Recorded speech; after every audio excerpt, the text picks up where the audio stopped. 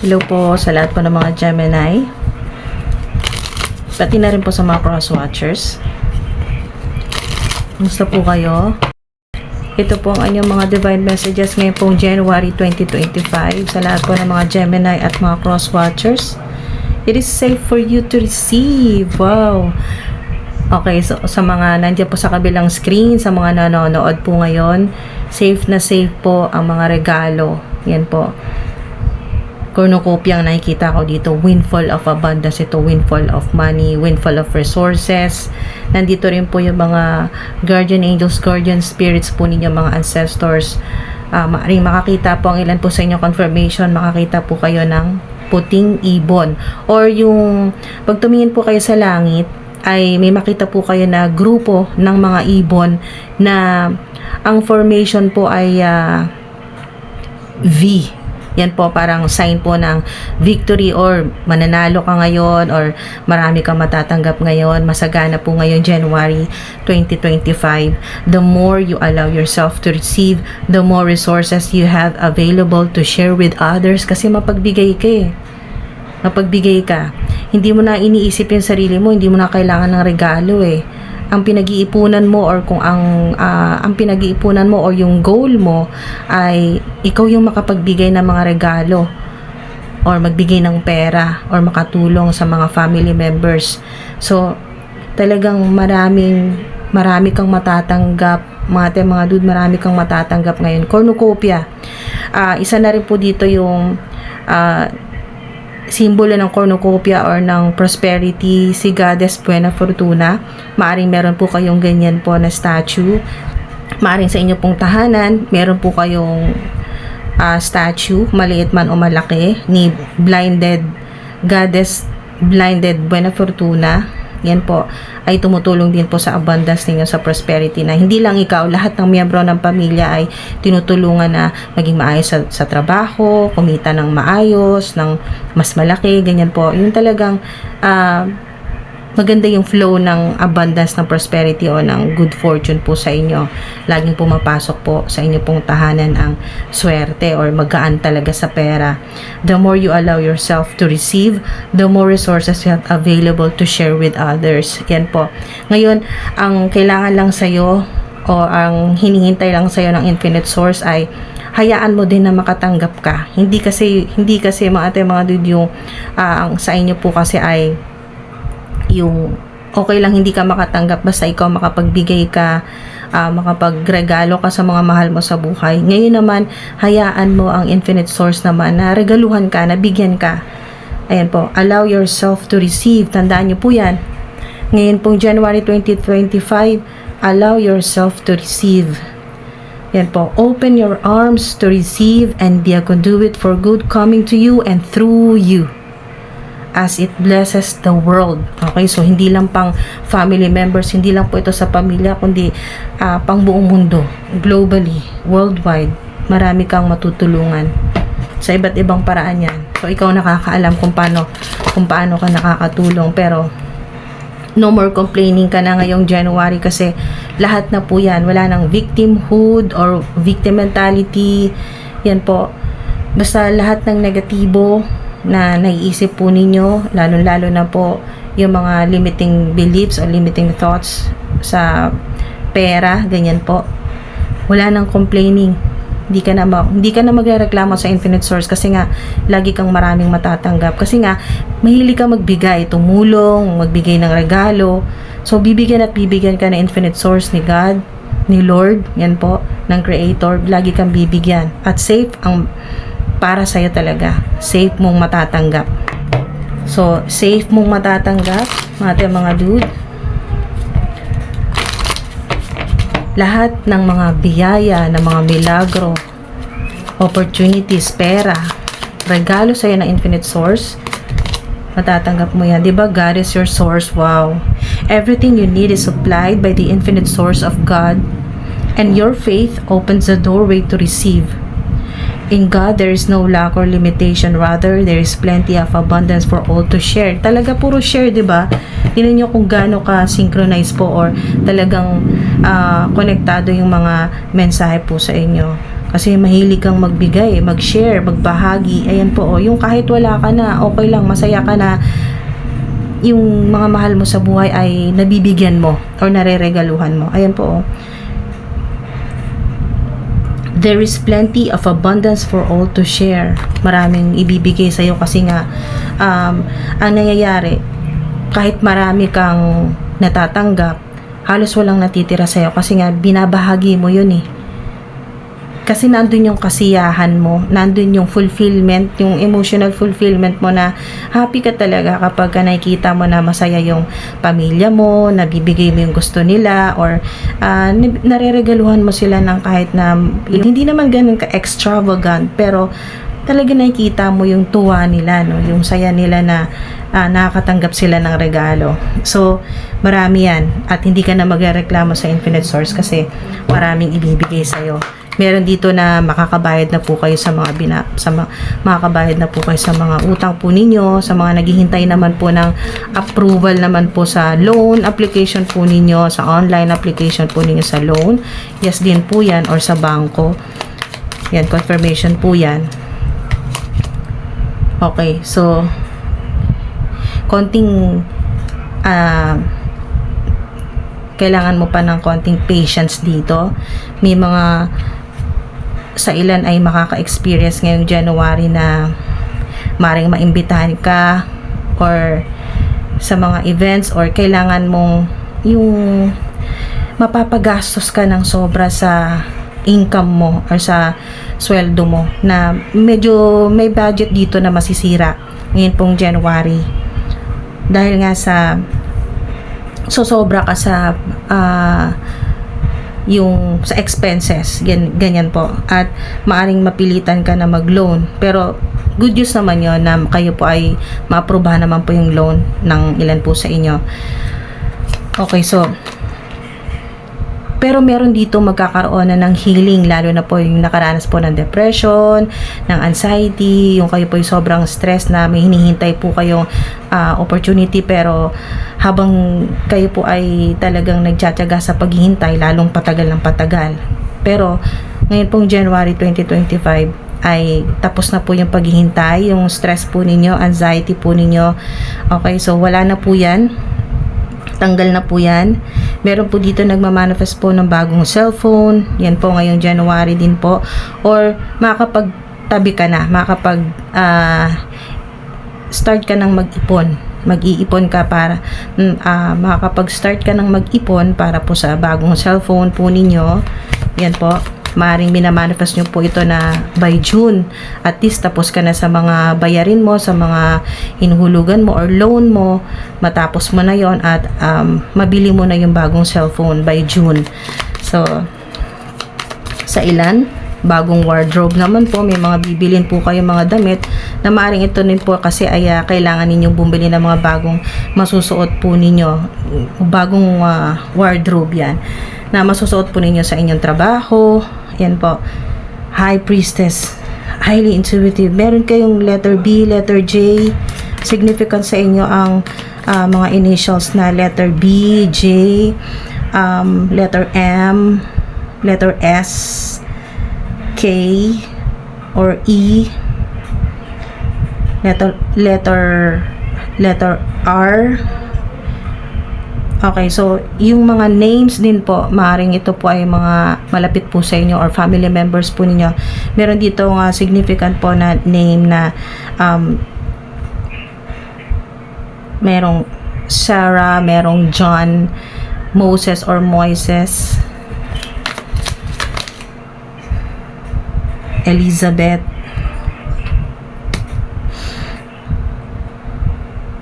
or meron din pong Jericho, may Jessica,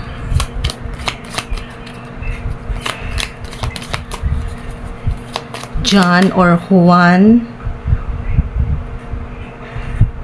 Jacob. Basta meron pong B, merong J, initial. Seven of Swords. Ngayong January, may bago kang enemy or enemies. May mga bagong tao na magiging malapit sa'yo at gamitin mo pa rin yung discernment mo, yung intuition mo. makukutuban mo naman yan dahil dito sa High Priestess, malakas talaga yung inyo pong psychic ability, yung psychic power, yung intuition po ninyo.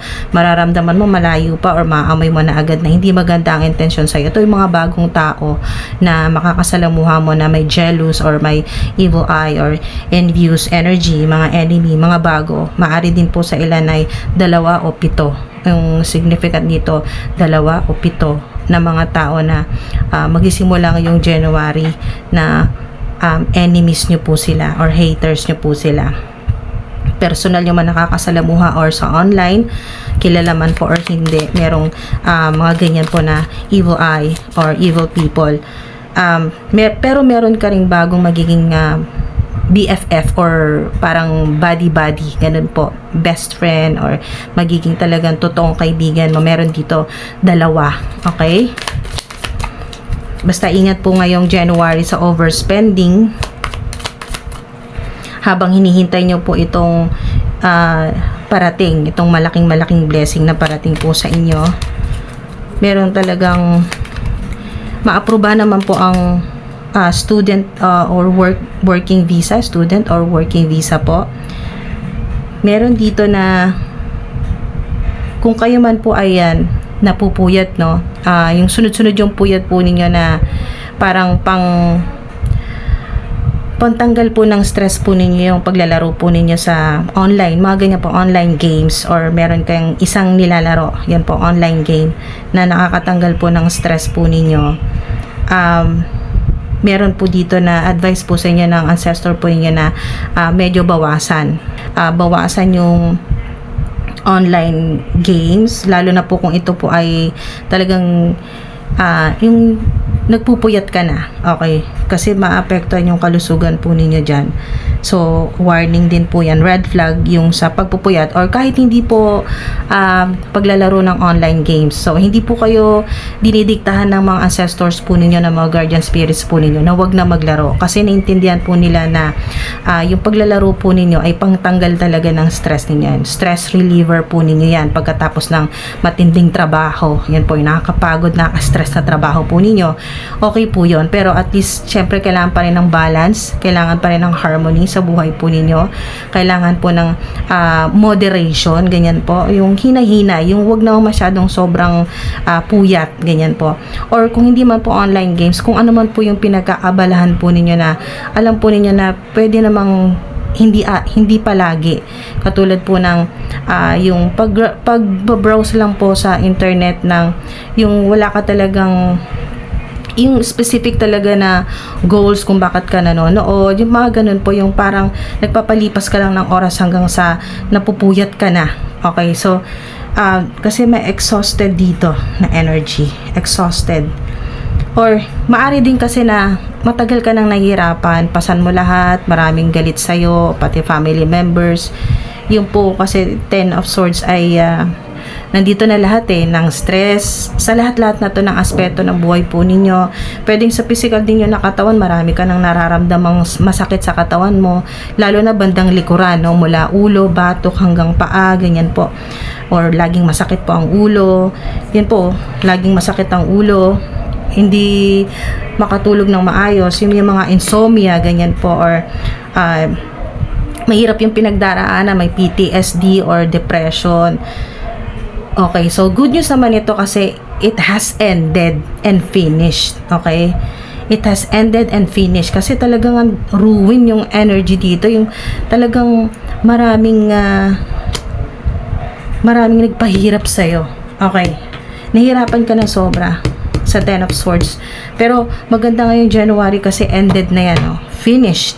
Okay, so meron dito na maaring katrabaho mo or boss, team leader, manager na parang hindi mo siya hindi mo gusto yung ugali. Okay, hindi mo gusto yung ugali or yung trato niya sa'yo. So patience ang sinasabi dito, patience, or mas maging yung pong kontrolin po ninyo yung emosyon po ninyo, huwag nyong personalin kung ano man po yung mga nasasabi po sa inyo ng higher ups, ng manager, ng boss, ng team leader po ninyo, ng TL po ninyo.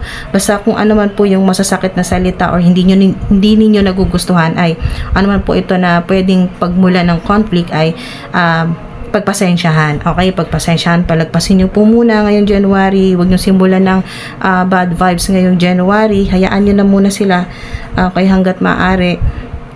Okay, so sa ilan ay hindi naman po sinasabi, basta lagi nyong gamitin yung discernment po ninyo, yung inyo pong sariling judgment, no, yung inyo pong intuition.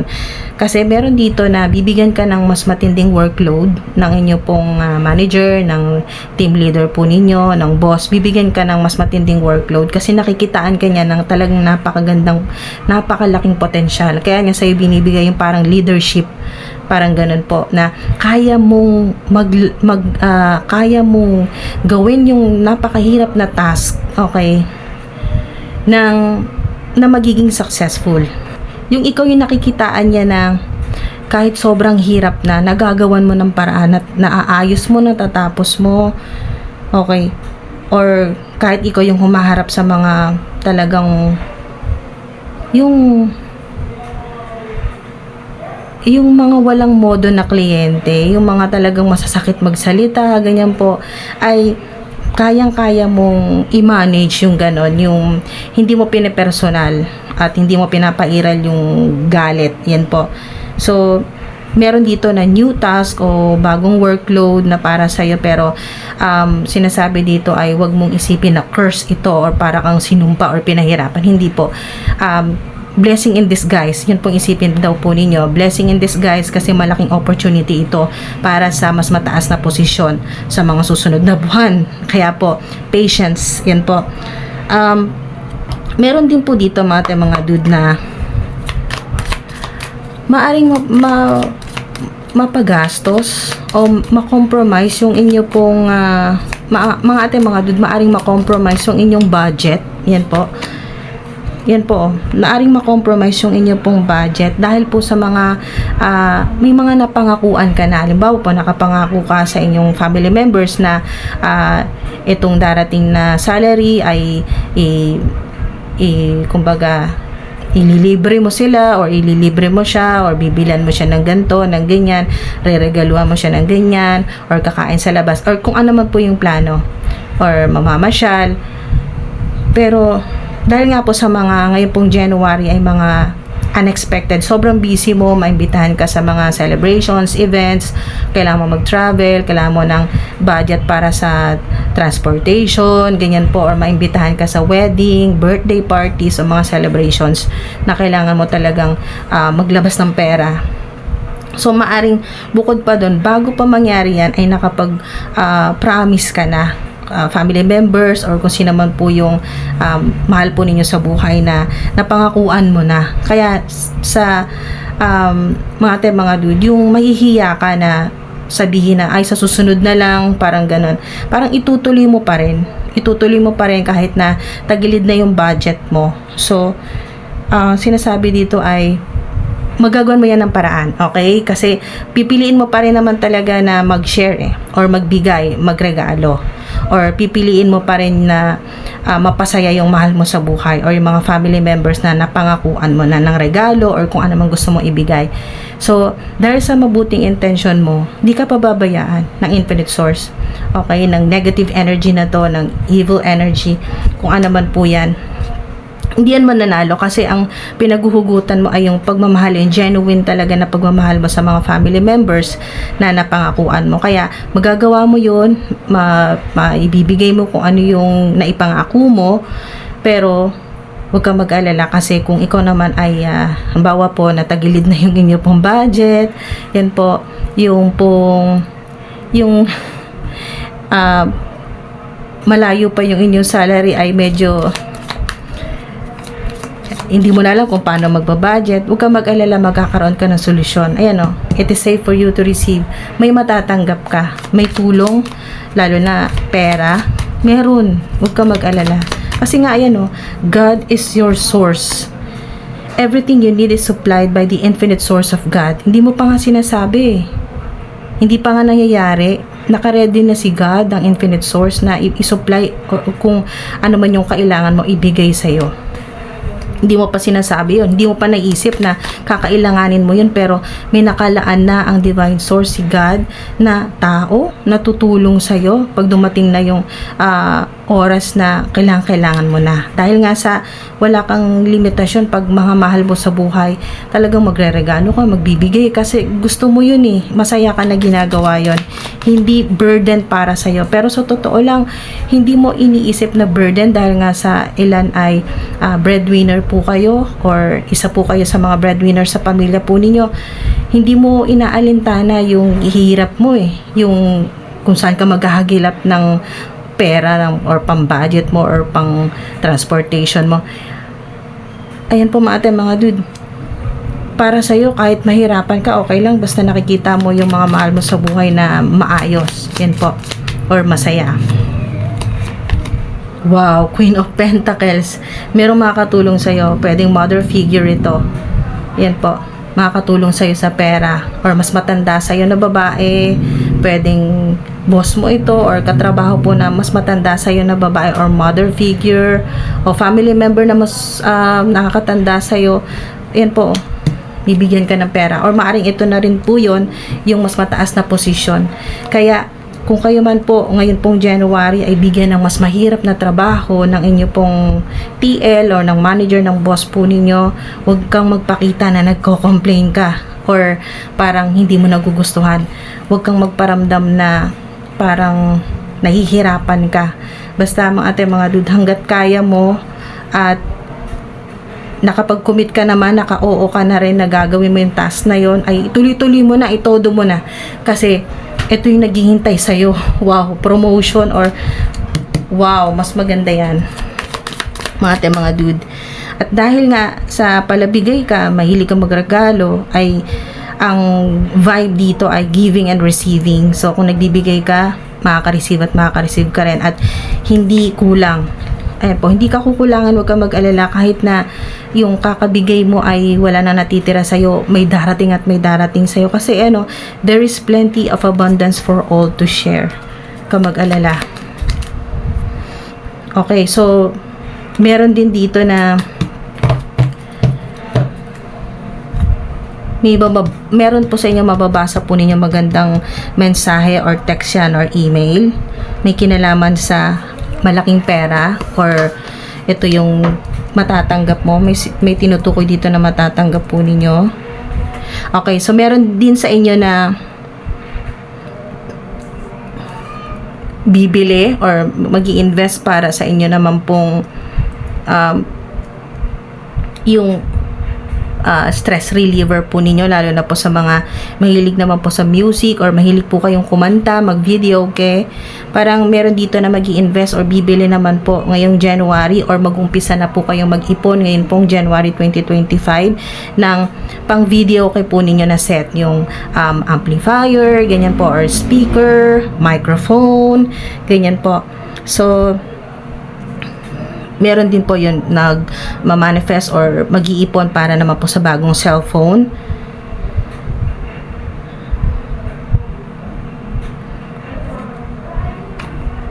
Okay, so mga dude,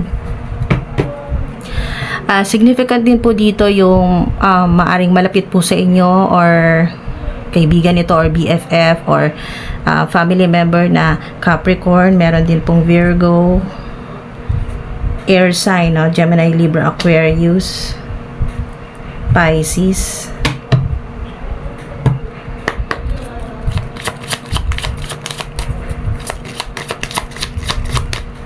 May malaking pagbabago ngayong January. Opportunity. Hala, grabe. Mga dude. Hala, di ba? Opportunity.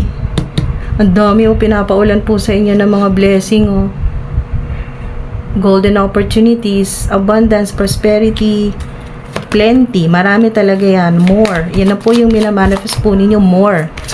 Kasi, nanggaling ka na sa lack, L-A-C-K. Laging kulang, laging kapos. Mga dude. Kaya, bibigyan ka ng mas marami kasi nga, wala naman natitira sa'yo, kakabigay mo. Kaya, mas marami na ibibigay sa'yo para mas malaki naman na yung matira sa'yo. Kahit na magbigay ka na magbigay, hindi ka na mauubusan. No? Yun naman po sa mga magkakaproblema ngayon sa pera or parang makukulangan po yung mga dude, yung maaalanganin po yung inyo pong budget, ask for help from others. Meron talagang tutulong sa inyo, lalo na significant ang mother figure dito, mga dude, mother figure. May tutulong sa'yo. Yan o, look for a sign. Marami mga signs.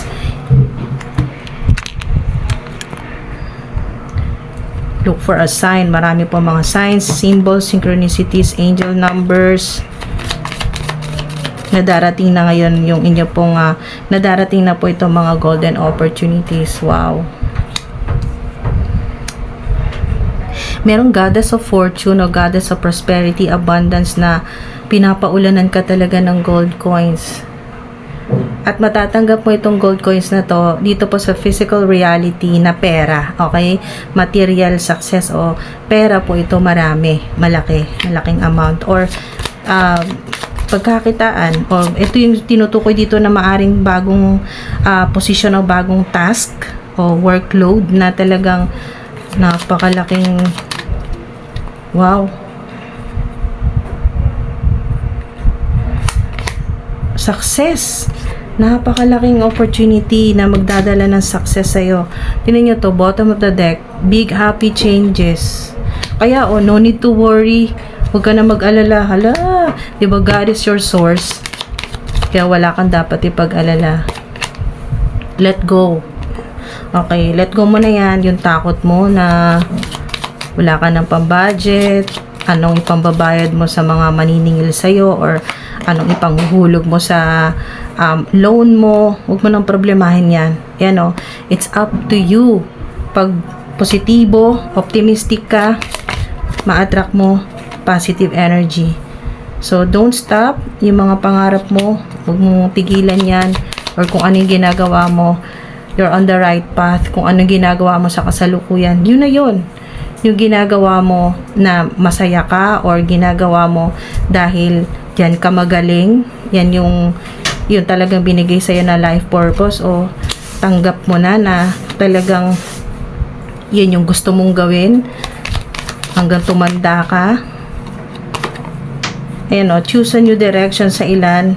Huwag kang mag-alala kung ano man yung piliin mong bagong direksyon, o relocating, o lilipat ka ng bahay, lilipat ka ng trabaho, lipat ka ng apartment, yung pinag-iipunan mo na maaring simula ngayong January, sa ilan January hanggang June maximum, January hanggang June or July, yung big happy changes o new direction po ninyo, bagong career, bagong apartment, bagong bahay, or lilipat, yan po. Or may kinalaman dito sa student o working visa, yan po, sa ibang bansa o overseas job ito. Wow, napakalaking opportunity, success, yan po. Sa inyo po yan, i-claim nyo na po yan. Pati na rin po sa mga cross-watchers, basta sa mga nakanood po ng video na to, para po yan sa inyo. It is safe for you to receive lahat ng isusupply ng infinite source ni God na para sa'yo. Safe yan na matatanggap mo. Big happy changes. Ito na yung pagbabagong hinihintay mo, matagal mo nang minamanifest. Yan na yun. Bibigyan ka ng malaking opportunity or ng maraming pera, malaking pera. Yan po. Successful funding o kung ano man po ito na matagal mo nang pinaghihirapan, or creative project ito, negosyo, kung ano man yung ginagawa mo. Hindi ka nagpatalo sa negativity or evil energy, mga evil people. Talagang ginawa mo lahat. Kahit na nahihirapan ka, tuloy lang din, mga dude. At kung naghihintay ka man, naghihintay ka lang din, matyaga ka naghihintay dahil alam mong may darating talaga. Ramdam mo yan na may darating talaga, at maaring hiniling mo yan sa bituin.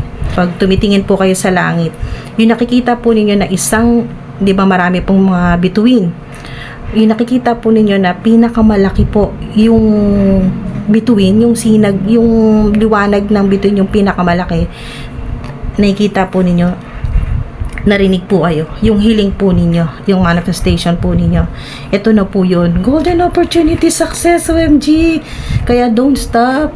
Huwag kang hihinto sa kung ano man po yung pangarap mo, yung ginagawa mo. Dito na, simula ng big happy changes, mga dude. Ito na yun. Wow. So, i-claim nyo po kung ano man po yung gusto po ninyo na ipang-claim. Comment nyo lang po dyan sa comment section, angel numbers, or yung madalas po ninyong makita ng mga angel numbers, or sa screen po ninyo, or sa device po ninyo ng mga angel numbers, o yung oras po, katulad po ng 1111, 222, 333, 444, 1010, ganyan po. 777, yan po mga dude. Or kung ano man po yung gusto ninyong sabihin or i-manifest, kung ano man po yung gusto po niyo i-manifest, i-comment nyo po dyan, o yung mga positive affirmations o Bible verses, ganyan po. Comment lang po kayo mga dude. Pang-activate nyo po dito sa success opportunities po ninyo, mga blessing, mga milagro po na matagal mo nang hinihintay. Abundance. Kaya mas makakapagbahagi ka sa mas marami, dahil mas marami yung matatanggap mo. At hindi ka na mauubusan, hindi ka masisimutan, kakabigay mo. Mas marami ka ng matatabi para sa'yo. Mas marami ka ng matatanggap. Okay? Safe yan. Safe ang pera mo, safe ang pinagkakitaan mo. Safe ka at ang pamilya mo. Yan po. I-post nyo po dito, comment nyo po, dyan po sa comment section, I am safe. I-declare nyo na. Okay? I-declare nyo na, i-command nyo na, I am safe, I am extremely protected, no weapon formed against me and my family shall prosper. Amen. Maraming salamat po mga dude. Comment part 2 sa mga gusto pong ituloy po ito. Maraming salamat po sa inyo. Nag-subscribe ka man, nag-like, yan po, nag-share, or kahit hindi, tinapos mo man to or hindi, yan, ito po mga dude ay sa inyo po lahat yan. Messenger nyo lang po ako. Sa inyo po lahat ito. Wala pong sabotahe ng mga para talaga sa inyo. No weapon formed against me shall prosper. Yan po, i-comment nyo po dyan. No weapon formed against me shall prosper. Yan po mga dude. Maraming salamat po. Ingat po.